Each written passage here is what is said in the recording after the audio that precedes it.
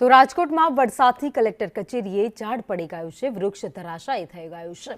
વૃક્ષ પડતા વાહન વ્યવહારને ભારે અસર થઈ છે। અનેક રસ્તાઓ પર હોર્ડિંગ્સ જે મૂકવામાં આવ્યા હતા તેને પણ નુકસાન પહોંચ્યું છે।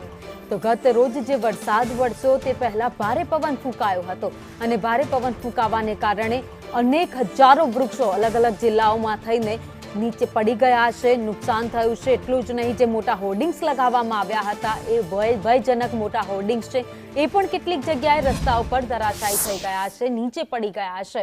તો આ દ્રશ્યો તમે જોઈ રહ્યા છો રાજકોટના છે। રાજકોટના અલગ અલગ વિસ્તારોના દ્રશ્યો મેં આપને બતાવી રહ્યા છે, જ્યાં રાત્રિ દરમિયાન જે તોફાની વરસાદ વરસ્યો હતો ત્યારબાદ વૃક્ષ ધરાશાયી થઈ ગયા છે। તો કેટલીક જગ્યાએ વૃક્ષ નીચે નમી પડ્યા છે। કોર્પોરેશનની ટીમો એક પછી એક અલગ અલગ વિસ્તારોમાં પહોંચી રહી છે અને રસ્તા ક્લિયર કરી રહી છે।